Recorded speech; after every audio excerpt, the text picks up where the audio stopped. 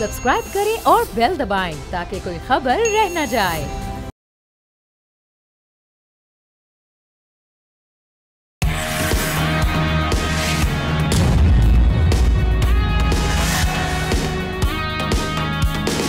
अस्सलाम वालेकुम, आप देख रहे हैं न्यूज़ पंच। मैं हूं आमना खटाना। दहशतगर्दी नाजरीन जहां भी हो काबिल मजम्मत है और दहशतगर्दों का कोई मजहब नहीं होता, मगर ऑस्ट्रेलिया में दहशतगर्दी के हमले के बाद यूरोप का इस्लामोफोबिया एक बार फिर अयां हो गया। सिडनी साहिल समंदर पर हमला हुआ तो मगरबी मीडिया ने इसे मजहब से जोड़ना शुरू कर दिया। मगरबी मीडिया ने कहा कि 2 मुसलमानों ने हमला किया, मगर सच छुपा रह गया या दानिस्ता छुपाया गया कि जिस निहत्थे शख्स ने दहशतगर्द से राइफल छीन कर जानें बचाईं वो भी मुसलमान है। उस मुसलमान की बहादुरी को मुकम्मल तौर पर हाईलाइट नहीं किया जा रहा। सोशल मीडिया पर बहस चल रही है कि जहां हमलावर क्रिश्चियन हो वहां मजहब को उन्वान नहीं बनाया जाता। नॉर्वे, क्राइस्टचर्च, ओक्लाहोमा, यहाँ मजहब हेडलाइंस क्यों नहीं बनते? सोशल मीडिया पर सवाल गूंज रहा है कि खून का रंग क्यों ना पा जाता है हर बार। अगर हम गजा की बात करें, हज़ारों औरतें और बच्चे यहूदी फौज ने ज़िबा कर दिए, मगर मगरबी मीडिया खामोश रहा। इसी शोर में फितनातुल हिंदुस्तान ने इस हमले को पाकिस्तान से जोड़ने की साजिश की। नवीद अकरम के नाम पर झूठा प्रोपेगेंडा किया गया, मगर वो नौजवान सामने आया और झूठ अपनी मौत आप मर गया।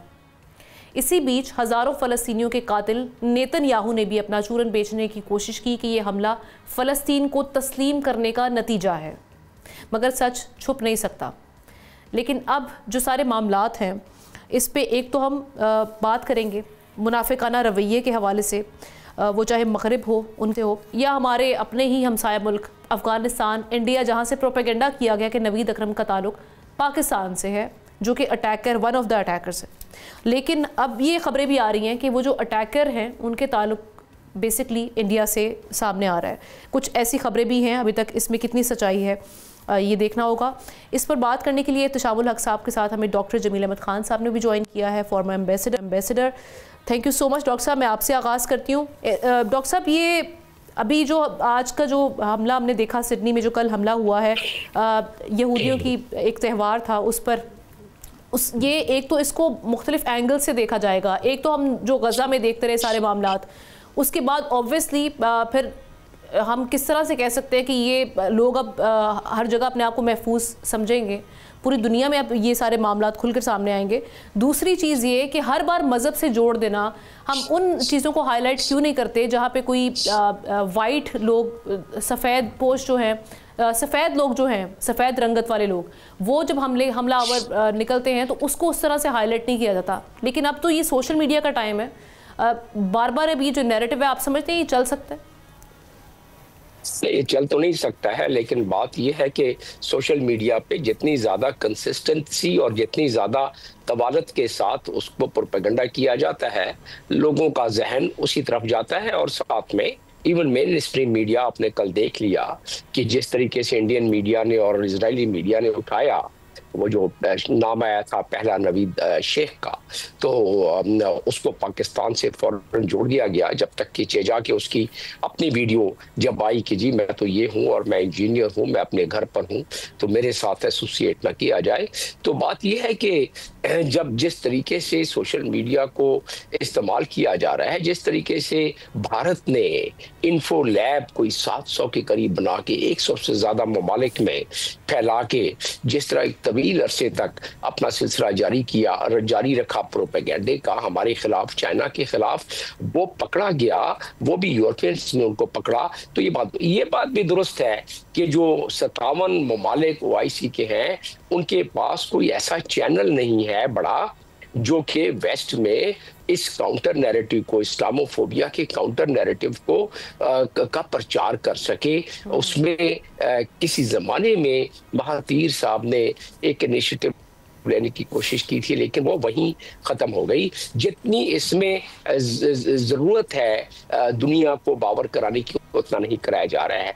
दूसरी बात यह है कि अब ऑस्ट्रेलिया का जहाँ तक ताल्लुक है, ये क्योंकि यहूदी त्यौहार था जिस तरह आपने बताया, और उसका नाम है हनुका, تہوار کا جو کہ سیکنڈ ٹیمپل کی دیے جلانے کا ہے، جو 8 دیے جلائے جاتے ہیں، تو اس میں وہ تہوار منا رہے تھے، اور اس تہوار مناتے ہوئے ایک جنونی شخص جو کہ اپنے آپ کو IS کا یعنی کہ اسلامک اسٹیٹ کا سے انفلوئنس نمائندہ گردانا جاتا ہے، اور اپنے آپ کو کہتا ہے اس کا بیٹا جو زندہ ہے، اس کے ذریعے انویسٹیگیٹرز کو شاید یہ بات پتہ پڑی ہو۔ تو بات تو یہ ہے کہ اگر ذہن سازی کسی کی ہو گئی، کسی وجہ سے ہو گئی، تو اس کو صرف اسلام سے جوڑنا، اب اگر آسٹریلیا کی ہی بات کی جائے یا امریکہ کی بات کی جائے یا UK کی بات کی جائے اور اعداد و شمار کا موازنہ کیا جائے، تو امریکہ میں تو گورے جو ہیں انہوں نے زیادہ اس قسم کی اٹیکس کیے ہیں جس سے لوگ زیادہ مارے گئے ہیں، جبکہ مسلمانوں کا جو ہے اس میں یعنی کہ اس ایسے عمل میں ان کے مقابلے لیکن اگر کسی بھی اٹیک میں کسی مسلمان کا نام آ جائے تو پھر ایک تو مسلم ممالک کے لیے سختیاں بہت بڑھ جاتی ہیں، سینکشنز لگ جاتی ہیں، اور پھر جو اگر وہ کہیں ٹریول کر کے پہنچ بھی جائیں، ویزا لگ بھی جائے، تو اس کے بعد جو جن پروسیس سے جس تکالیف سے گزرنا پڑتا ہے اس کی کوئی بات نہیں کرتا۔ جی ہاں، دیکھیں ابھی اس وقت پاکستان کی کوئی 88,000 کے قریب آسٹریلیا میں لوگ ہیں، اسی طرح باقی مسلمان ممالک کے ہیں، اسی طریقے سے کوئی 60,000 کے قریب افغانی ادھر موجود ہیں۔ ظاہر ہے ساروں پر سختی آ جائیں گی، جس طرح کہ آپ نے دیکھا کہ اسائلم سیکر جب وہاں UK میں وہاں سر فہرست پاکستان آ گیا تو سختیاں شروع ہو گئی۔ اسی طرح UK میں آپ نے دیکھا کہ جب 2 گارڈ کو وائٹ ہاؤس پہ مار دیا گیا تو اس کے بعد افغانیوں پر سختیاں آ گئی۔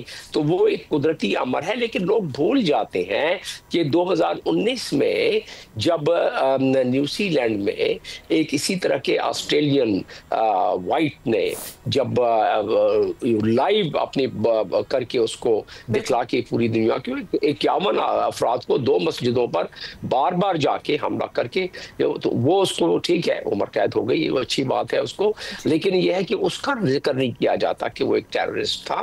اور اس میں بات یہ ہے کہ اس کی اگر تاریخ کی طرف اور اس کے بیک گراؤنڈ کی طرف جایا جائے تو جب پوری دنیا نے زور لگایا اور 60 ممالک سے لوگوں کو ریڈیکلائز کر کے اور لوگوں کو کے ذہن سازی کر کے جب افغانستان میں لانچ کیا گیا اور اس کا پوری ایک اسکیم جس کو کہ 60 ممالک سے بھرتی کیے گئے تمام لوگوں کو اور لا کے چھوڑا گیا، تو ہلری کلنٹن کہتی ہیں جب انہوں نے ٹیسٹیفائی کیا اپنے فورن کمیٹی کے سامنے کہ ہم نے ان کو استعمال کیا اور ہاتھ جھاڑ کے، یہ ویڈیو موجود ہے، ہاتھ جھاڑ کے واپس آ گئے اور ان کو ہم نے ڈی ریڈیکلائز نہیں کیا۔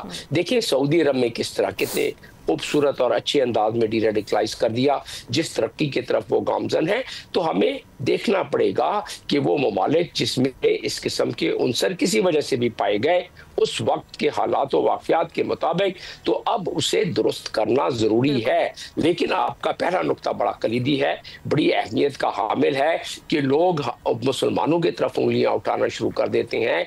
یہ جو میسیکر ہوا، یہ جو جینوسائیڈ غزہ میں ہوا، اس پہ بات کم کی جا رہی ہے، اور اسی کو جس طرح نیتن یاہو نے ایک جواز بنا لیا، حالانکہ اس کا اسٹیٹ ہوڈ سے، پیلسٹینین اسٹیٹ ہوڈ سے اس انسیڈنٹ کا کیا لینا دینا ہو سکتا ہے؟ کسی قسم کی کوئی منطق نہیں ہے کہ اس کو اس سے جوڑا جائے، کیونکہ ایک چیز ان کا ایک ایجنڈا ہے اسرائیلیز کا، اس کے ساتھ بھارتیوں کا ایجنڈا مل جاتا ہے۔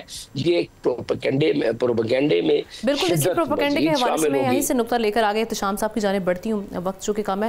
احتشام صاحب، ایک جانے تو ہم بہت اچھے سے اس حقیقت سے نہ تو ہم نظریں چراتے ہیں کیونکہ شروع سے یہی دیکھتے آئے ہیں، پوری دنیا جو ہے رنگ نسل ذات اس میں بٹی ہوئی ہے، اور جو ہماری human rights organization so called بنی ہوئی ہیں وہاں پر بھی ہمیں ریسسٹ جو بڑی کی پوزیشنز پر دکھائی دیتے ہیں۔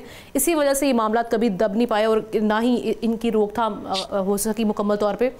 لیکن افسوس اس چیز پہ ہوا کہ افغانستان جو کہ ہمارا ہمسایہ ملک ہے، تعلقات اپنی جگہ، اگر اس میں کچھ بگاڑ آ چکا ہے، یا ہندوستان پولیٹکس اپنی جگہ، لیکن کسی ایک شخص کی زندگی، انسانیت سب سے اوپر ہے، کسی ایک شخص کی زندگی صرف یہ کہ وہ اس کو جوڑ دینا کہ وہ پاکستانی اور اس کی زندگی کو سٹیک پہ لگا دینا، ایک ایسا شخص جس کو آ کر کہنا پڑا ہے کہ میں وہ نوید اکرم نہیں ہوں، بے شک میرا پاکستان سے تعلق ہے لیکن میں نہیں ہوں۔ آپ نے اس کے لیے کتنی تھریٹننگ اور کتنی عجیب سی سچویشن کریٹ کر دی کہ اس کی زندگی کو خطرہ ہو گیا۔ تو آپ اس نقطے پہ بھی ذرا روشنی ڈالیے گا۔ دیکھیں ہم نا سڈنی کے واقعے کو دیکھتے ہوئے تو یہ بات بڑی واضح طور پہ کہی جا سکتی ہے کہ جس طریقے سے انٹرنیشنل پبلک اوپینین کی توہین کی جا رہی ہے، انسلٹ کیا جا رہا ہے، فیک نیوز ہے، ڈس انفارمیشن ہے، پروپیگنڈا کی انتہا ہے، اور پرٹیکولر مقاصد کے لیے ہم دیکھتے ہیں کچھ میڈیا، ہم تو دیکھ رہے ہیں کہ اس میں اسرائیل افغانی اور ہندوستانی میڈیا جو ہے نا وہ جس انداز سے انہوں نے ہاتھ ملایا ہے اور جھوٹی خبریں دے لیں۔ دیکھیں نا، اب اصل بات تو یہ ہے کہ کیا ان کے انٹیریئر منسٹر نے اپنا آسٹریلیا کے ان کے پرائم منسٹر نے یا جو کنسرنڈ لوگ ہیں کسی نے بھی پاکستان کا نام لیا، کسی نے بھی ایون یہ بھی ذکر نہیں کیا کہ مسلمان ہے، کسی نے اس کی آئیڈینٹی کے بارے میں بات نہیں کی۔ اچھا، ایک جو ہپوکریسی کا لیول ہے نا، ہم نہ دیکھنا یہ بات ماننے والی ہے کہ آپ دیکھ لیں کہ اس سال دیکھیں ختم ہو رہا ہے سال، اب دسمبر شروع ہو گیا ہے، ابھی دیکھ لیں کہ میرا خیال ہے کم از کم 12 سے 15 واقعات ہوئے ہیں مختلف جگہوں پہ، یونیورسٹیز میں، کالجز میں، اسکولوں میں، جہاں پہ جس طریقے سے لوگوں نے فائرنگ کر کے کچھ لوگوں کو مارا ہے۔ اس میں زیادہ تر لوگ گورے ہی ہیں، لیکن ان کی آئیڈینٹی کو چھپایا گیا۔ اور ایک چیز جو اب کہتے ہیں نا فوری طور پہ کہا جاتا ہے یہ دہشت گردی ہے، ان پہ دہشت گردی کا نام نہیں لیا گیا۔ جو ٹرمپ صاحب کے بڑے قریبی ساتھی رہے ہیں، کسی نے کہا سے ان کو جس طریقے سے ٹارگٹ بڑے فرسٹریٹڈ تھا کوئی بندہ جس نے یہ کیا۔ اب دیکھنے ہم نا اس سارے معاملے کو میں اس طرح دیکھنا ہوگا کہ یہ پروپیگنڈا تو کیا جا رہا ہے۔ ابھی آپ دیکھ لیں جس طرح بات کی جا رہی ہے، وہ نوید اکرم جو بیٹا ہے اس کا اپنا کیا کہتے ہیں ساجد کا اپنا وہیں پیدا ہوا ہے، 22 سال عمر ہے، ریڈیکلائز ہوا کیسے ہوا وہ تو خود وہ دیکھیں گے۔ لیکن یہ بھی خبریں آ رہی ہیں کہ جی وہ ننگرہار کا رہنے والا تھا، اور ابھی میں دیکھ رہا تھا کہ ایک میڈیا میں کہ وہ ایک صاحب گورا کہہ رہا تھا کہ جو ہمسایہ تھا ساجد اکرم کا، انہیں کہا یار یہ تو اس کا تعلق انڈیا سے بھی ہے۔ تو یہ ان باتوں کو لے جانے کا مطلب یہ ہے کہ جب تک ان کی انویسٹیگیشن مکمل نہیں ہوتی یہ باتیں کرنا، لیکن اس کا فائدہ نہیں ہے۔ ابھی آپ دیکھ لیں جس طریقے سے سوشل میڈیا جس طریقے سے خبریں نکل پڑتی ہیں تو اس کا کوئی دیکھنے والا نہیں ہوتا۔ تو اصل بات یہ ہے کہ ہم تو جس طریقے سے ایکسپوز کر رہے ہیں، ہندوستان میں بھی کچھ لوگوں نے اس کو اوائڈ کیا ہے، لیکن انہوں نے کہا ہے کہ لیکن آپ دیکھ لیں وہاں پہ تو میڈیا رہا ہی نہیں ہے، وہاں پہ یہ باتیں شروع ہو گئی ہیں کہ جی اب پرانا میڈیا 90 سال اب جو کہتے ہیں 70-80 سال کے لوگ جو ہیں ان کی فارغ ہو گئے تو 20-25 سال کے لوگ نئے صحافی بن کے آئیں گے تو شاید وہ انڈیپینڈنٹ طور پہ بات کریں۔ اب تو موجودہ میڈیا تو وہ ٹوٹل کارپوریٹ میڈیا ہے، وہ تو مودی کی زبان بولتا ہے۔ وہاں پہ تو ہم نہ دیکھیں کوئی یہ دنیا میں کہیں آپ نے نہیں دیکھا کہ اپوزیشن پہ تنقید کی جاتی ہے۔ ہمیشہ دیکھتے ہیں کہ اپنا اخبار اور ٹیلی ویژن جو ہے نا حکومت وقت پہ تنقید کر رہے ہوتے ہیں، ان کی پالیسیز کو نشانہ بنا رہے ہوتے ہیں۔ ہندوستان میں آپ دیکھتے ہیں ان کی حکومت کے بارے میں کوئی بات نہیں کرتا، سارے کے سارے جو ہے نا اپوزیشن کو تنقید کا نشانہ بنا رہے ہوتے ہیں۔ Right, thank you so much doctor صاحب۔ احتشام صاحب ہمارے ساتھ ہی کی جانب پڑھتے ہیں، اور بریک پر جانے سے پہلے ہم ذکر کریں گے اسی شخص احمد الاحمد کا جو کہ ایک ان سنگ ہیرو ہے۔ اس طریقے سے اس کو ہیڈ لائنز کا جو ہونا چاہیے تھا، ہیڈ لائنز بننا چاہیے تھا، ہیڈ لائن میں ہونا چاہیے تھا، وہ ہم نہیں دیکھ رہے۔ اور یہی مغربی میڈیا کی منافقت کے حوالے سے ہم بات کر رہے تھے کہ جب اٹیکرز کو آپ اتنا ہائی لائٹ کر رہے ہیں تو جس نے اٹیکرز کے اوپر اٹیک کیا لوگوں کو بچانے کے لیے اور اپنی جان جوکھوں میں ڈال دی، اور ابھی بھی وہ ان کی صحت کے حوالے سے بھی ہم دعا گو ہیں کیونکہ وہ ہاسپٹل میں زیر علاج ہیں، سو اس کو بھی آپ اسی طرح سے ذکر اس کا کریں، اس کے بھی مذہب کی پھر بات ہونی چاہیے۔ بریک پر چلتے ہیں، بریک کے بعد واپس آئیں گے۔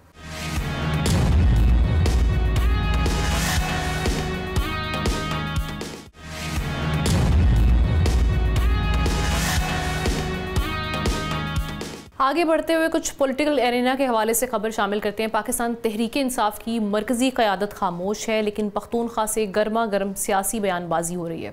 کوہاٹ میں پی ٹی آئی کے جلسے سے وزیر اعلیٰ خیبر پختونخوا سہیل آفریدی نے خطاب کیا۔ انہوں نے کہا کہ بانی پی ٹی آئی کی کال پر اگلا مارچ اسلام آباد کے ڈی چوک کی جانب ہوگا، پارٹی اور اتحادی اس کے لیے تیار ہو جائیں۔ ادھر محمود مولوی اور عمران اسماعیل نے نیوز کانفرنس میں پی ٹی آئی کو مشورہ دیا کہ وہ مفاہمت کی بات کریں، مزاحمت کی نہیں۔ اگر مزاحمت کی بات کی تو پھر ندامت ہوگی۔ اب کیا پاکستان تحریک انصاف واقعی احتجاج کا راستہ لے گی، اور اگر لیتی ہے تو اس کے سیاسی اور سیکیورٹی امپلیکیشنز کیا ہو سکتے ہیں، اور کیا حکومت اس کے لیے تیار ہے، کس طریقے سے معاملات آگے بڑھیں گے؟ ہمارے ساتھ احتشام الحق صاحب موجود ہیں، ان سے خبر اور تجزیہ دونوں لیتے ہیں۔ احتشام صاحب سب سے پہلے تو یہ کیا کوئی پریشر ٹیکٹک ہے، کیونکہ گورنمنٹ بھی ہم دیکھ رہے ہیں کہ وہ ملاقاتوں پر پابندی والا معاملہ کافی اب طوالت اختیار کر چکا ہے، اس کے بعد وہاں سے ہم دیکھ رہے ہیں کہ پی ٹی آئی کی مرکزی قیادت تو خاموش ہے لیکن کے پی والے گرم جوش ہیں۔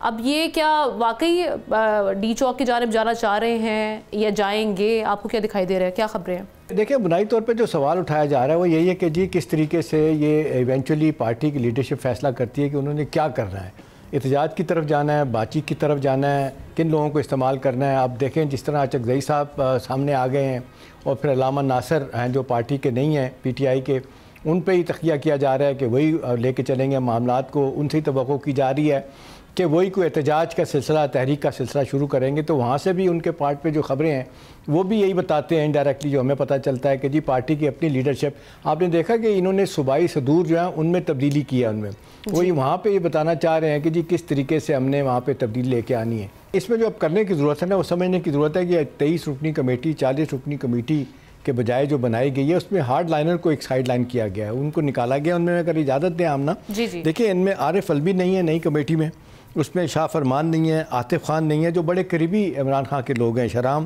ترکزئی نہیں ہے، شندانہ گلزار اس میں نہیں ہے، حماد اظہر نہیں ہے، میاں اقبال نہیں ہے، قاسم سوری نہیں ہے، زرتاج گل نہیں ہے، علی ظفر نہیں ہے، اعظم سواتی، اس کے بعد اعظم فیصل یوسف زئی نہیں ہے، گنڈا پور نہیں، زلفی بخاری، شہباز گل اور مراد سعید، یہ لوگ نہیں ہیں جو آئے ہیں پارٹی میں نا. ان میں جو رکھے گئے ہیں ان میں ظاہر ہے سہیل آفریدی ہیں، ان میں محمود اچکزئی، علامہ ناصر ہیں، بیرسٹر گور ہیں، اسد کیسر ہیں، عامر ڈوگر ہیں، فوزیہ ہے، شوزب ہیں، کنول شوزب ہیں، عمر ایوب ہیں، شبلی فراز ہیں.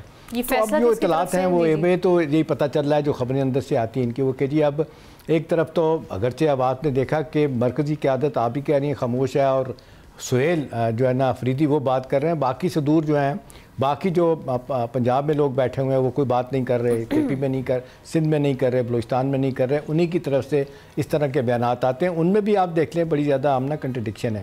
اب انہوں نے کہا کہ اسلام آباد میں جائیں گے یا ہماری لاشیں آئیں گی، کفن لائیں گے اور یا ہم تبدیلی حقیقی آزادی لے کے آئیں گے. آپ کو یاد ہوگا عمران خان صاحب ریکارڈ پہ وہ کہہ چکے ہیں کہ اسلام آباد آنے کی ضرورت نہیں. یہ بار بار علیمہ بی بی سے سوال کیا گیا پچھلے دنوں تو انہوں نے یہی کہا کہ نہیں مجھے انہوں نے کہا ہے کہ ٹھیک ہے اسلام آباد آئیں. تو دیکھیں یہ بہت زیادہ کنفیوژن ہے، پرسسٹ کر رہا ہے جس کی وجہ سے جو عام لوگ ہیں ان کے، اور جو ووٹرز ہیں یا سپورٹرز ہیں، جو کارکن ہیں، ان کے درمیان ان کو جو سمجھ نہیں آ رہی کہ ہمیں کس طرف جانا ہے، کیا کرنے کی ضرورت ہے. تو میرا خیال ہے یہ ایک تو پھر سر اس پہ حکومتی سائڈ پہ ذمہ داری یہ عائد ہوتی ہے احتشام صاحب کہ وہ ملاقات والا جو ہم دیکھ رہے ہیں سلسلہ جو اس میں ایک بریک ہے یا کٹ ہے، وہاں سے شاید جو کیونکہ اوبویسلی ہم سب جانتے ہیں عمران خان صاحب کی جانب سے جو لائن آتی ہے اسی پہ چلنا پڑتا ہے پوری پی ٹی آئی کو. سو وہاں سے جب ملاقات بحال ہوگی تو کچھ معاملات سمجھ میں آئیں گے کہ کیا واقعی ان کی طرف سے کال دی گئی ہے. حکومتی جو رویہ ہے یا ذمہ داری ان پر عائد ہوتی ہے وہ کب بدلے گا؟ دیکھیں ہم نا وہ تو نہیں بدلے گا. دیکھیں پاور پالیٹکس میں رویے نہیں بدلا کرتے، وہاں تو آپ دیکھ لیں گیو اینڈ ٹیک کی بات ہوتی ہے اور جو جھک رہا ہوتا ہے اس کو مزید جھکایا جاتا ہے. اور آپ نے دیکھا کہ جس طریقے سے سارے ایفرٹ کر کے دیکھ لیے، اس لیے ہم دیکھتے ہیں کہ پارٹی کے باقی لوگ بھی یا باقی سیاسی لوگ بھی جو ہیں ان کو پوزیشن میں ہیں، تھوڑے ہیں زیادہ، ان کو یہی مشورہ دیتے ہیں کہ جی گو سلو، اپنی مرضی کے نتائج حاصل کرنے کے لیے آپ کو فورگو کرنا پڑے گا، کچھ سوشل میڈیا کو لگام دینی پڑے گی، اور یہ تحریک کی باتیں آپ چھوڑ دیں کرنے کی، اسلام آباد آنے کی باتیں چھوڑ دیں. 26 نومبر گزر گیا، اس کو بڑا پلان کیا گیا تھا آنے کا، لیکن ایسا کچھ بھی نہیں ہو سکا. دیکھیں آمنہ جو بنیادی سوال اس وقت ہے نا وہ یہ ہے کہ اس وقت اتنی اسٹرانگ پارٹی ہے، آپ کی فالوورز ہیں، آپ پہ ووٹ بینک آپ کا موجود ہے، آپ اس کو کیش کیوں نہیں کرواتے اپنے حق میں لانے کے لیے؟ کس طریقے سے پیپلز پارٹی نون جو ہے نا ان کا اتحاد ہے، ظاہر ہے اسٹیبلشمنٹ ان کو سپورٹ کر رہی ہے، باقی جماعتیں بھی جو اتحادی بیٹھے ہیں وہ بھی ان کو سپورٹ کر رہے ہیں یا ان کو بھی فائدے مل رہے ہیں یا کسی نہ کسی طریقے سے وہ بھی ان کو لگتا ہے کہ اسٹیبلشمنٹ کے ساتھ رہنا چاہیے. دوسری بات یہ ہے کہ اب جو آپ دیکھیں کہ تھوڑا تبدیلی آئی ہے. ابھی سہیل آفریدی صاحب نے جو نئی لائن لی ہے نا آمنہ، ابھی وہ ڈائریکٹ اسٹیبلشمنٹ کے بارے میں نہیں بات کر رہے، وہ بات کر رہے ہیں مرکزی حکومت کے خلاف اور عدلیہ کے خلاف باتیں کر رہے ہیں، ان کو تنقید کا نشانہ بنا رہے ہیں. تو سوال یہی ہے کہ اب اس سے کیا کچھ فرق پڑے گا. اب گنڈا پور کے قریبی لوگ کہتے ہیں کہ میں بھی چاہتا تھا کہ طریقے سے معاملات حل کیا جائیں اور میں چاہتا تھا کہ کوئی راستہ نکالا جائے. جو ابھی آپ سہیل آفریدی صاحب کی لائن کی بات کر رہے ہیں کہ ان میں انہوں نے اتنی ہارڈ لائن نہیں لی ہوئی، وہ بڑے طریقے سے معاملات کو دیکھ بھی رہے ہیں. اس سب کو دیکھتے ہوئے کیا اب جو گورنر رول والا ایک فیصلہ ہے یا اس بارے میں جو باتیں ہو رہی تھیں یا کوئی اس بارے میں کچھ غور و فکر کیا جا رہا تھا، اس میں کچھ کمی آئے گی یا پھر آپ سمجھتے ہیں کہ آنے والے دنوں میں یہ اسی جانب جائیں گے؟ دیکھیں آمنہ وہ آپٹکس کی حد تک تو ہے، ایک پی ٹی آئی کو میسیج دینے والی بات تھی کہ ایونچولی اگر آپ بہیو نہیں کریں گے تو ہمارے پاس گورنر رول لگانے کی ایک پروویژن ہے. وہ بھی اتنا آسان نہیں ہوتا. دیکھیں نا گورنر رول لگانے کے لیے آپ کو صوبائی اسمبلی جو ہے نا اس کی اجازت لینی پڑتی ہے، وہاں سے پرمیشن لینی پڑتی ہے، پھر آپ مرکز میں آتے ہیں، پھر قومی اسمبلی میں ایشو جاتا ہے. اتنی آسانی کے ساتھ نہیں ہوتا. تو یہ دکھانے کے لیے ڈیفینیٹلی ہے، اور میری طرح تو یہی ہے کہ حکومت کا کوئی ارادہ نہیں ہے گورنر رول لگانے کا. لیکن یہ بات ضرور ہے کہ ان کے ہاں پریشانی ہے، خاص طور پہ افغانستان کے حالات دیکھتے ہوئے جس طریقے سے کے پی کی حکومت جو ہے نا وہ جس انداز سے توقع کی جاتی ہے ان کے ساتھ تعاون کرے گی، اور جس طریقے سے ان کی ملاقات ہوئی، آپ نے دیکھا پچھلے دنوں یہ شہادتیں ہوئی ہیں دہشت گردی کے حوالے سے، وہاں پہ جنازوں میں سہیل افریدی نے شرکت کیا ہے، کور کمانڈر کے ساتھ کھڑے ہوئے ہیں، اس حد تک تو تبدیلی آئی ہے۔ لیکن اور آپ نے دیکھا پہلے جرگہ بھی بلایا تھا، ساری سیاسی جماعتیں بھی گئی تھیں کہ علیحدہ فیصلے کریں گے، اب تھوڑا سا اس سے پیچھے تو ضرور ہٹے ہیں۔ اب لوگ ان کو یہی کہہ رہے ہیں کہ بھی دیکھیں اس طرح آپ کے اہداف حاصل نہیں ہوں گے، آپ کو باقی سیاسی جماعتوں کے ساتھ چلنا پڑے گا۔ اور دوسری طرف ہم نے یہ بات کی جا رہی ہے کہ جو اپنے محمود اچکزئی صاحب کا سٹائل ہے کام کرنے کا، وہ دھواں دار تقریریں ضرور کرتے ہیں، لیکن آپ نے دیکھا کہ وہ بھی ایک زمانے میں آپ دیکھا نواز شریف کا زمانے میں ان کے بھائی وہاں پہ بلوچستان کے گورنر تھے، ان کے بھائی اور شہزاد عزیز کیبنٹ پہ بھی تھے اور امپورٹنٹ جگہوں پہ ان کو لگایا گیا تھا، تو وہ بھی گیو اینڈ ٹیک کرتے ہیں۔ بیان بازی علیحدہ بات ہے، لیکن جب سیریس بات ہوتی ہے تو وہ کہتے ہیں کہ اس طرح بات نہیں بنے گی۔ میری اطلاع میں یہ ہے کہ انہوں نے بڑا واضح طور پہ پی ٹی آئی کو کہا ہے کہ آپ کی تنظیم سازی اتنی ٹھیک نہیں ہے، آپ کا پنجاب خاص طور پہ خاموش ہو کے بیٹھا ہوا ہے تو تحریک نہیں چل سکتی، ان حالات میں سختیاں ہوں گی، مشکلات ہوں گی، اور سگنل دے دیا گیا ہے۔ اور جس طرح آپ نے دیکھا رانا ثناء اللہ کہتے ہیں کر کے دیکھ لیں، پھر آپ کو بتائیں گے آپ کا 26 نومبر سے زیادہ برا حشر کریں گے، تو اوپنلی کہتے ہیں وہ۔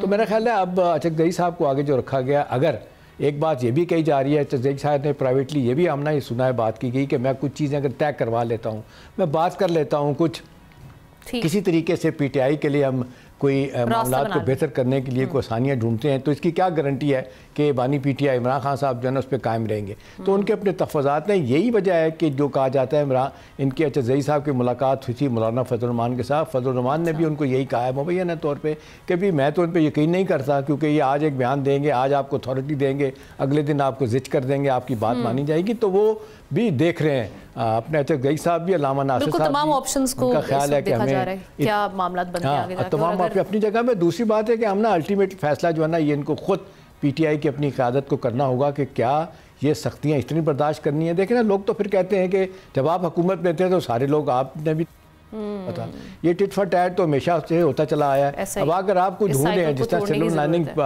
مرکز میں پیپلز پارٹی نے تلاش کی تھی، مشکل وقت میں پی ایم ایل این نے کی تھی، وہی مشورہ ان کو دے رہے ہیں۔ اب کس حد تک مشورہ مانا جاتا ہے یہ دیکھنے والی بات ہے، کیا راستہ نکلتا ہے، اور بات ہم نے اس حوالے سے یہ ہے بالکل ہاں پارٹی کے جو لوگ ہیں نا وہ یہ کہہ رہے ہیں کہ اچکزئی کو فری ہینڈ دے دیا جائے تو شاید وہ راستہ نکالنے میں کامیاب ہو جائیں۔ لیکن دوسری طرف ہارڈ لائنر وہ کہتے ہیں، اگرچہ ہم نے دیکھا کہ ہارڈ لائنر کو نکالا بھی گیا اپنا پولیٹیکل کمیٹی سے، لیکن کچھ لوگوں کے بارے میں کہا جا رہا ہے کہ عمران خان کو یہی مشورہ دیتے ہیں کہ آپ اسی طرح سخت رویہ رکھیں۔ آپ نے دیکھا جس طریقے سے قاضی انور صاحب نے ریزائن کیا ہے، بڑے امپورٹنٹ آدمی ہیں، وکیل ہیں مشہور، ان کا مجھے زج کیا گیا، علیمہ بی بی نے مجھے بےعزت کیا، تو وہ پارٹی سے ریزائن کر کے چلے گئے۔ تو اگر لوگوں کی اگر یہ صورتحال آمنا ہوگی پارٹی کی لیڈرشپ میں ٹاپ لیول کے لوگ، وہ بڑے امپورٹنٹ آدمی تھے قاضی انور صاحب، وہ بیچارے جس طریقے سے روتے ہوئے انہوں نے استعفیٰ دیا ہے، اگر یہی رویے رکھے جائیں گے تو میرا نہیں خیال کہ پی ٹی آئی اپنے لیے کوئی راستہ نکال سکتی ہے کہ کس طریقے سے انہوں نے رائٹ۔ تھینک یو سو مچ احتشام صاحب فار یور انسائٹفل انالیسز۔ آگے بڑھتے ہیں، کچھ بات کرتے ہیں طالبان رجیم کے حوالے سے۔ بگرام ایئر بیس پر مبینہ عسکری تیاریوں کا پروپیگنڈا بے نقاب ہوا ہے۔ امریکی اخبار واشنگٹن پوسٹ کے مطابق سیٹلائٹ شواہد سے واضح ہوا ہے کہ نہ جنگی طیارے بن رہے ہیں، نہ بختر بند گاڑیاں۔ رپورٹ میں بتایا گیا ہے کہ پرانے اور ناکارہ فوجی ساز و سامان کو رنگ کر کے سوشل میڈیا پر پیش کیا گیا ہے۔ دوسری جانب افغانستان کی صورتحال پر چائنا، رشیا، پاکستان سمیت خطے کے ممالک کا اہم اجلاس تہران میں ہوا، جس میں افغان سرزمین سے دہشت گردی کے خطرات پر غور کیا گیا۔ ساتھ ہی جرمن حکومت کا افغان مہاجرین کے خلاف سخت اقدام سامنے آیا ہے، اور وہ یہ کہ افغان پناہ گزین پروگرام فوری طور پر ختم کرنے کا اعلان سامنے آیا ہے۔ اب یہ سوال یہ کہ افغانستان خطے کے لیے نیا سیکیورٹی خطرہ بنتا جا رہا ہے، خطرے سے کیسے نمٹا جائے گا، اور یہ ٹائمنگ کتنی امپورٹنٹ ہے، کیسے وقت میں جب ہم دیکھ رہے ہیں کہ تہران میں اجلاس ہوتا ہے اور ریجنل ممالک وہاں پہ شریک تھے، اور اس وقت میں امریکی اخبار واشنگٹن پوسٹ نے جو دعویٰ کیا ہے یہ اسٹریٹجکلی اور ساتھ ہی ساتھ ڈپلومیٹکلی کتنا بڑا پش بیک ہے طالبان کے لیے۔ اس پر بات کرنے کے لیے ظاہر شاہ شیرازی صاحب سینئر اینالسٹ ہمارے ساتھ ہیں، ان کو ویلکم کرتے ہیں پروگرام میں۔ شاہ صاحب کیا اسٹریٹجک گولز ہو سکتے ہیں طالبان کے؟ یہ جو ہم دیکھ رہے ہیں کہ اولڈ اور پینٹڈ ایکوپمنٹ جس کو وہ آپریشنل ملٹری ایسٹس کے طور پہ پیش کر رہے ہیں، پریزنٹ کر رہے ہیں، یہ بیسکلی رائیولریز کے لیے کوئی پیغام دینا چاہ رہے تھے یا اپنی اندرون ملک اپنی ساکھ کو بہتر بنانا چاہ رہے تھے, مضبوط کرنا چاہ رہے تھے, یا کیا معاملات تھے؟ اور ایک ایسے وقت میں آنا, اس کو بھی ذرا دیکھیے گا کہ چائنا, رشیا, پاکستان جیسے ممالک وہاں پر شریک تھے اور آلریڈی اپنے کنسرنز کا اظہار کر چکے ہیں, تو یہ کتنا بڑا ان کے لیے سیٹ بیک ہے؟ دیکھیں آمنہ, سب سے جو بڑی خبر ہے وہ یہ ہے کہ افغان طالبان ایک فالس نیریٹو کے اوپر اپنا تمام امپائر کو جو ہے وہ چلاتے رہے. اب وہ فالس امپائر جو ہے وہ ان کی کلیپس ہو گئی ہے. سب سے اہم ایشو یہ ہے کہ ان کا جتنا میڈیا پروپیگنڈا ہے, جتنا میڈیا ہائپ ہے, ہاسٹائل اکاؤنٹس ہیں, جتنے ان کے ڈیجیٹل میڈیا پلیٹ فارمز ہیں, وہ تمام کے تمام almost they are funded by را اور انڈین جو مودی سرکار کی حکومت ہے. اس میں کب کوئی دوسری رائے نہیں ہے. اور یہ تمام تر منصوبہ ہائپ کریٹ کرنے کا, فالس فلیگ آپریشنز کا, یہ آئیڈیا وہیں سے جنریٹ ہوا ہے. جس طریقے سے امیر خان متقی وہاں گئے اور شاید ایک بہت بڑا ڈیولپمنٹ کا آئیڈیا لے کے آئے, یہ وہی اسی کا ایک سلسلہ ہے. اور میرے خیال میں انڈین جو لائن ٹو کرنے کی وجہ سے اس وقت افغان طالبان رجیم کولیپس ہونے کے قریب ہو چکی ہے. یہ شاید ایک بہت بڑا سیٹ بیک ہے. اور دوسرا بڑا ہم کہہ سکتے ہیں شکست ہوگی انڈین جو نیریٹو ہے اس کو افغانستان کے اندر بھی, اور خاص طور پر جو ہم نے پہلے ان کو شکست دی ہے وہ الگ ہے. یہ تو ایک ایکسٹرنل معاملہ ہوا. دوسرا, افغان طالبان رجیم اندر سے اتنی ٹیٹر ہو چکی ہے کہ واشنگٹن پوسٹ کی رپورٹ ہو یا سگار کی رپورٹ ہو یا ڈپلومیٹ کی رپورٹ ہو, وہ میرے خیال میں حقیقتیں بڑی واضح طور پہ آنی شروع ہو گئی ہیں. کل جو ہے وہ خلیفہ سراج الدین حقانی جو کہ ایک اہم اور سب سے طاقتور کمانڈر ہیں, انٹیریئر منسٹر بھی ہیں, ان کی ایک سٹیٹمنٹ آئی ہے کہ افغانستان کے اندر خوف اور زبردستی کی حکومت ہے جو زیادہ چل نہیں سکتی. حالانکہ انہوں نے بڑا سلیس پیرائے میں اوورآل ایک میسج دینے کی کوشش کی ہے کہ آپ جب تک لوگوں کے دل نہیں جیتے, لوگوں کے اوپر آپ حکومت نہیں کر سکتے. تو یہ ایک ملا ہیبت اللہ کا ایک بہت بڑا میسج تھا کہ خوف یا لوگوں کو سزائیں دے کر اسلام کے نام پہ, شریعت کے نام پہ آپ لوگوں کو کوئرس نہیں کر سکتے, کیونکہ اندر سے ریوالٹ لوگوں نے شروع کر دیا. اور یہ ریوالٹ میرے خیال میں اب لگتا ہے کہ ان کے اپنے صفوں کے اندر بھی ہے. اگر سراج الدین حقانی نے آج بات ڈھکے چھپے الفاظ میں کی ہے تو کل وہ کھل کے کہیں گے. دوسرا دیکھیں, افغان طالبان جو گروپ ہیں یہ 2, 4, 5 آپ کہہ لیں مختلف قسم کے گروپس اکٹھے ہو کے جو اس وقت افغانستان کے اوپر مسلط ہیں, وہ ایک لحاظ سے بالکل بھی انکلوسیو گورنمنٹ نہیں ہے. اور ان کا سب سے بڑا المیہ یہی ہے کہ وہ انٹرنیشنلی اپنے آپ کو زندہ رکھ رہے ہیں. کبھی وہ اسلحے کے نام پہ, کبھی بھی وہ ٹی ٹی پی کے نام پہ, کبھی وہ بی ایل اے کے نام پہ. اور جو سگار کی رپورٹ ہے وہ میرے خیال میں بڑی واضح ہے کہ ٹی ٹی پی موجود ہے, بی ایل اے موجود ہے. اور کل ہم نے دیکھا کہ ملا یعقوب جو کہ اتنے بڑے اپنے آپ کو مجاہد کہتے ہیں, ملا عمر کے بیٹے بھی ہیں, وہ لٹرلی بی بی سی کو ایک انٹرویو میں بالکل سفید جھوٹ بولتے رہے کہ نہ یہاں پہ ٹی ٹی پی ہے, نہ بی ایل اے ہے, نہ یہاں پہ کوئی دہشت گرد گروپ ہے. اور میرے خیال میں انٹرنیشنلی اب پروف ہوا کہ تمام لوگ موجود ہیں. افغانستان کے ایشو پہ جو تہران کے اندر ڈسکشن تھی اس میں افغان ڈیلیگیشن انٹینشنلی شریک نہیں ہوا, کیونکہ بار بار ایران کہتا رہا ہے کہ ہم ثالثی کریں گے, سعودی عرب کی بات انہوں نے نہیں مانی. میں یہ سمجھتا ہوں کہ افغان طالبان رجیم اب کولیپس کے قریب ہے, اور جتنے حالات میرے خیال میں خراب ہو چکے ہیں وہ شاید اس سے پہلے کبھی نہیں تھا. طالبان کا پریشر تو ہم دیکھ رہے ہیں دن بہ دن ماؤنٹ ہو رہا ہے, لیکن لیٹس سی کہ اس پہ ایکشن کیا لیا جاتا ہے. تھینک یو سو مچ ظاہر شاہ شرازی صاحب, اس پر آپ بات کر رہے ہیں. بریک کی جانب بڑھتے ہیں, بریک کے بعد کچھ بات کریں گے, کرپٹو سے جڑی خبر ہمارے سامنے ہے, اس پہ ڈسکس کریں گے.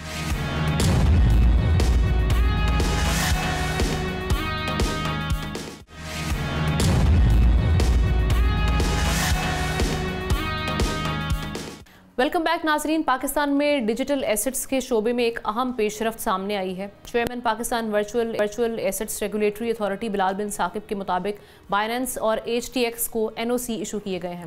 ان کا کہنا تھا کہ 2 کرپٹو کرنسی ایکسچینجز کے لیے این او سی کے اجراء کو حتمی منظوری کے مترادف نہ سمجھا جائے.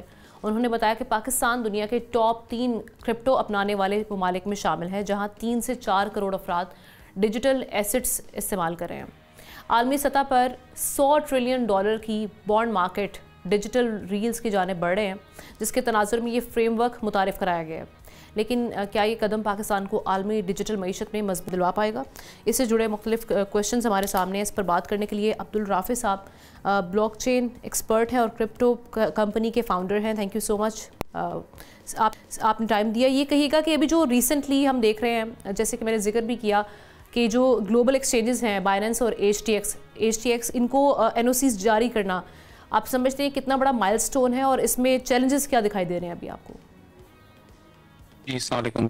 First of all thank you for inviting. देखिए ये मेरे ख्याल से एक रिवोल्यूशनरी स्टेप है और मुझे ऐसा लगता है कि फॉर वंस हमने राइट डायरेक्शन में राइट स्टेप लिया है बिल्कुल टाइमली तरीके से। देखें रेगुलेशंस एक कंज्यूमर प्रोटेक्शन, एक इन्वेस्टर प्रोटेक्शन के लिए बहुत इंपॉर्टेंट एलिमेंट होती हैं और जिस स्पीड से पाकिस्तान ने इस पर काम किया है और जिन इंडस्ट्री लीडर्स को लाए, एक तो ये तरीका है कि जी आप लाइसेंसिंग फ्रेमवर्क बनाए और आप जो है वो एक third tier second tier players को ला के उनके साथ काम करें। बट जो हमने बाइनेंस को लाइसेंस दिया, इट इज़ एग्जैक्टली लाइक कि जैसे हमने आप समझें ईवी व्हीकल्स के अंदर टेस्ला के साथ काम करना स्टार्ट कर दिया हो। अगर एलन मस्क पाकिस्तान में आते इसी तरीके से समझे आप सीसी पाकिस्तान आए, तो इसकी इतनी ही अहमियत है both from investment as well as from a projection perspective। काफी अरसे बाद हम काफी डेकेड्स बाद ये देखते हैं कि किसी एक इंडस्ट्री, बहुत ही डिजिटल इनोवेटिव इंडस्ट्री में पाकिस्तान का नाम बहुत तेजी से ऊपर आया। माशाल्लाह ये एक बहुत अच्छी न्यूज़ है। Obviously it's a journey, Aahista Aahista करके चीजें इंप्रूव होंगी, बेहतर होंगी। आप अबू धाबी की एग्जांपल लें, इन्होंने ADGM ने जो अबू धाबी का रेगुलेटर है उसने 3 साल पहले बाइनेंस को NOC दिया था और भी पिछले हफ्ते फुल फ्लैश लाइसेंस इशू किया है। ये एक जर्नी है, ऑब्वियसली ओवर द टाइम होता है, सब चीजें समझेंगे, बैंक इंटीग्रेशंस होंगी, गवर्नमेंट भी समझेगी, रेगुलेटर्स भी समझेंगे, बट ये बहुत एक अच्छा कदम है in the very right direction. Right. और जो हम चैलेंजेस की अगर बात करें, ख़ास तौर पे मनी लॉन्ड्रिंग और टेररिस्ट फाइनेंसिंग के, ये रिस्क तो रहते हैं। सो पाकिस्तान की जो वर्चुअल एसेट रेगुलेटरी अथॉरिटी है, इसके लिए कितना चैलेंजिंग होगा इसको मॉनिटर करना और इसको रोकना, और क्या करना चाहिए इसमें? अगर हम जी देखिए मैं आपको बताता हूँ। देखिए बात बड़ी सिंपल है। बैंकिंग चैनल से भी आज जहाँ पे पैसा इन्वॉल्व होगा, जहाँ फाइनेंस इन्वॉल्व होगा, वहाँ ये चीजें एग्जिस्ट करती हैं। आज की डेट में दुनिया के डिफरेंट बड़े बैंक्स को अरबों डॉलर्स के फाइन लगते हैं साल में। जी उन्होंने या तो FATF की रिक्वायरमेंट पूरी नहीं की, AML ठीक नहीं था, या KYC ठीक नहीं थी, वन रीजन और the other. Same challenges blockchain पे भी अप्लाई होते हैं। बट देखिए बात यह है कि जब एक चीज को आप रेगुलेट कर देते हो, then you can look into it and to and. अभी क्या हो रहा है कि एक unregistered and अनमॉनिटर्ड, non monitored market से पैसा मूव इन एंड आउट हो रहा है, तो लोगों की जैसे मर्जी उसको इन एंड आउट कर रहे हैं, फ्लाइट कैपिटल हो रहा है, अलग अलग नोटोरियस एक्टिविटीज के लिए यूज हो रहा है। बट जब आप उसको रेगुलेट करना स्टार्ट करोगे, जब ये मेक श्योर करोगे कि जो मुल्क के अंदर एक्सचेंजेस हैं उनके अंदर इन एंड आउट पैसे का एक रेगुलेटेड मेथड के थ्रू हो, चाहे बैंकिंग चैनल्स हों या नियो बैंक्स हो या फिनटेक्स हो, इसका मतलब ये होगा कि आपकी फ्लो पे नजर बैठ जाएगी। फिर वो एक्सचेंजेस आपके साथ डेटा भी एक अप्रोप्रिएट वे में शेयर करेंगे, उनकी KYCs, हर चीज आपके रूल बुक के मुताबिक होगी, आपकी विजिबिलिटी रहेगी, आपका टैक्स भी ऑब्वियसली इंक्रीज होगा। देखिए आज पाकिस्तान में तकरीबन 2 से 2.5 करोड़ लोग ऐसे हैं जो क्रिप्टो यूज कर रहे हैं ऑलरेडी। 1.5 करोड़ लोगों के अकाउंट्स तो बाइनेंस पे बने हुए, बाइनेंस ने डेटा दिया है। अब आप ये बताएं ना, एडॉप्शन की तो बात ये रही नहीं, एडॉप्शन तो हो चुकी, आपकी कोई 7-8% पॉपुलेशन यूज कर रही है, एडल्ट तो समझे और बड़ा परसेंटेज है। तो it is government responsibility now कि वो स्टेप इन करे, इससे पहले कि कुछ things go wrong, come in and capture the data. So it is a great step towards that direction.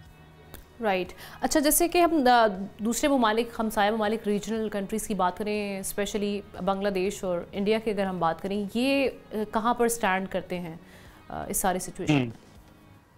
देखिए 10-11 साल पहले जब AI की बात पहली दफ़ा होना स्टार्ट हुई थी, तो इंडिया ने एक बड़ा रेवोल्यूशनरी स्टेप लिया था इंटरनली, और उन्होंने इस पर बहुत ज़्यादा इन्वेस्टमेंट की।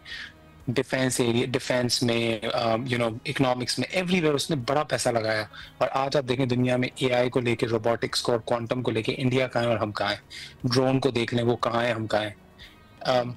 ये एक लेसन था, मुझे लगता है गवर्नमेंट और करंट लीडरशिप ने माशाल्लाह से उससे लर्न किया है कि जब ब्लॉकचेन एडॉप्शन जो इस साल एक्चुअली ग्रो हुई है दुनिया भर में, we are literally the first movers in the whole reason, including south Asia broadly, India, Bangladesh, उस साइड पे we are on the equal footing with UAE regulators कि जी हम उसी स्पीड से आगे बढ़ रहे हैं। और ये एक बहुत बड़ा एडवांटेज है जो जियोपॉलिटिकल चेंजेस आ रही हैं इस वक्त दुनिया में, जिस तरीके से पाकिस्तान को वेस्ट के साथ एसोसिएट किया जा रहा है, जिस तरीके से हमारा इस साल काफ़ी हमारी विन्स हुई हैं, उसमें से एक ये विन है कि हमने अपने आप को एक technologically enabled and welcoming country का है, जिसमें हम कह रहे हैं कि जी देखें इंडिया अपनी पेस पे जा रहा है, वो बहुत स्लो पेस पे जा रहा है। फॉर वंस हम उनसे बहुत आगे निकल चुके हैं when it comes to blockchain and crypto projection. तो ये इससे आपका ब्रेन ड्रेन भी रुकेगा और लोकली आपके नौजवानों को एंटरप्रेन्योरल अपॉर्चुनिटीज मिलेंगी।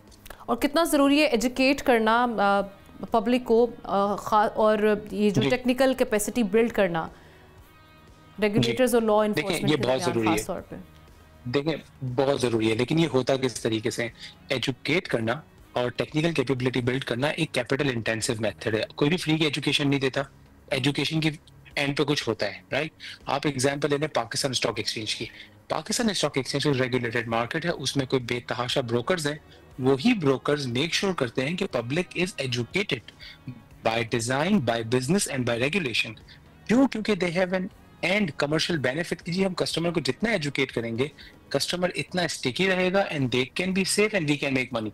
हमेशा कमर्शियल बिजनेस तरीके चलता है, एजुकेशन उसके साथ चलती है। रेगुलेशन लाने से एडवांटेज ये होगा कि आपका लोकल इन्वेस्टर भी इन्वेस्ट करेगा, एफडीआई भी आएगा, इस सेक्टर्स में एप्लीकेशन लेयर्स डेवलप होंगी, आपके डिफरेंट यूज केसेस होंगे, और जो बनाते जाएगा वो कवाम को एजुकेट करेगा, वरना एडॉप्शन नहीं होगी।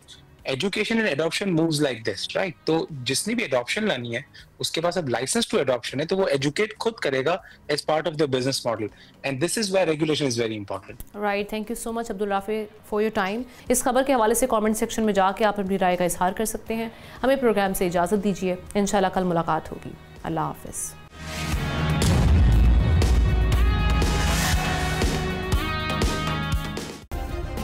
सब्सक्राइब करें और बेल दबाएं ताकि कोई खबर रह न जाए।